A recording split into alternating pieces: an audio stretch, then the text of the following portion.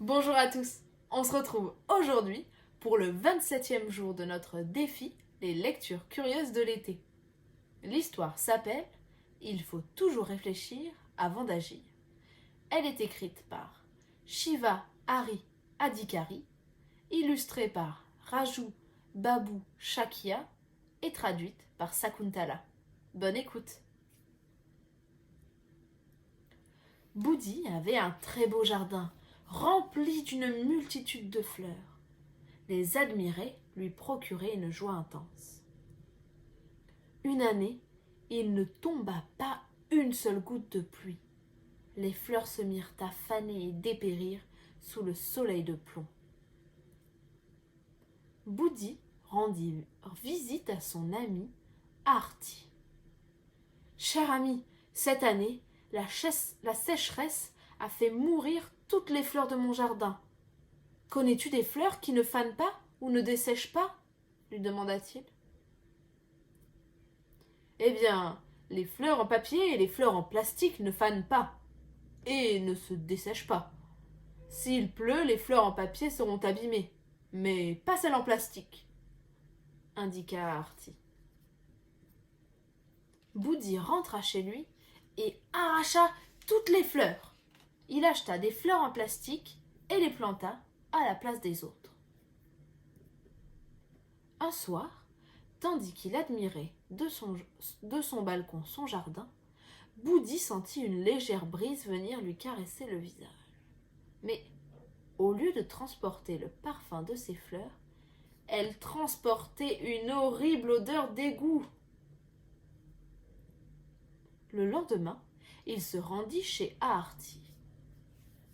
« Cher ami, dit-il, mon jardin est magnifique, mais il ne dégage pas le parfum habituel de mes fleurs. L'air est empli de la puanteur des égouts. Que dois-je faire ?»« Asperge donc tes fleurs de parfum, » conseilla Aarti. Boudi aspergea donc ses fleurs en plastique de parfum. Malgré cela, l'horrible odeur des égouts envahissait toujours son jardin. Il retourna chez Aarti. « Cher ami, mon jardin sent toujours les égouts, » dit-il. « Boudi, » répondit Aarti, « c'est le vent qui transporte les odeurs. Installe des ventilateurs dans ton jardin, comme ça, tu ne sentiras que le parfum de tes fleurs. » Boudi installa donc des ventilateurs dans son jardin pour répandre le parfum de ses fleurs. Il pouvait enfin sentir le parfum de ses fleurs, mais les papillons, les abeilles et les oiseaux qui venaient tous les jours dans son jardin lui manquaient. Aarti lui conseilla d'acheter des oiseaux, des abeilles et des papillons en plastique.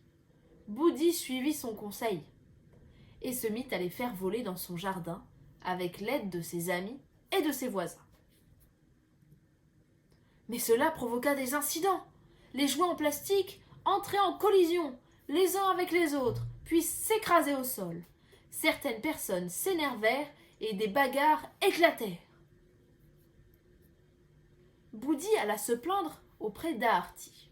« Les jouets que tu m'as conseillés sont une catastrophe. Ils se foncent dessus, s'écrasent sur le sol et provoquent des disputes et des bagarres. »« Ça alors ?» s'écria Aarti.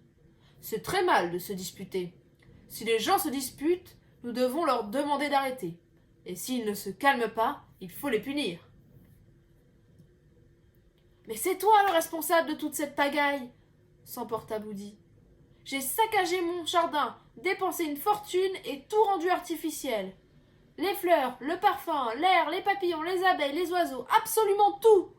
C'est toi qui devrais être puni. »« Cher ami, » répondit calmement Aarti, « il faut toujours écouter les conseils des autres.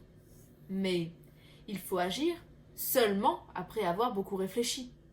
Si quelqu'un te dit qu'un corbeau a volé tes oreilles, tu vas pourchasser le corbeau ou tu vas d'abord réfléchir ?»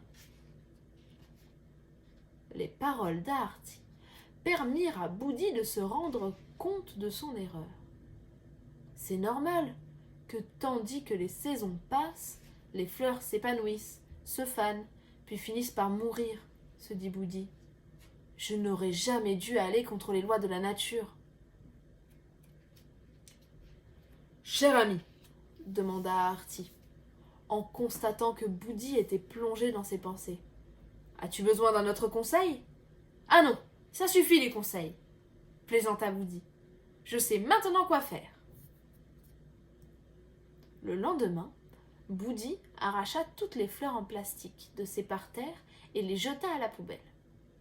Il remisa les ventilateurs, puis il planta de nouvelles fleurs, bien réelles cette fois, dans son jardin. Il les arrosa patiemment et en prit le plus grand soin. Quelques semaines plus tard, son jardin était plein de fleurs naturelles et resplendissait à nouveau. Les oiseaux, les abeilles et les papillons étaient de retour. Boudi était enchanté de voir son jardin renaître. Il était plein de reconnaissance envers la nature pour ce cadeau merveilleux. N'ayant pas de ses nouvelles, Aarti vient rendre visite à son ami. Boudi lui fit faire le tour de son jardin. Il sourit et le serra dans ses bras, au milieu des magnifiques fleurs qui embaumaient les lieux. Alors, cette histoire t'a plu? C'est une sacrée leçon qu'a tiré Boudi. Effectivement, les gens peuvent nous donner des conseils, mais nous ne sommes pas obligés de les suivre. Il faut être sûr de nous et d'abord nous écouter. On se retrouve demain pour une nouvelle histoire, à savoir celle de la poudre magique.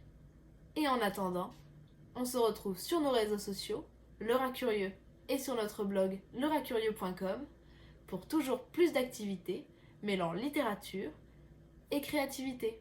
À très vite!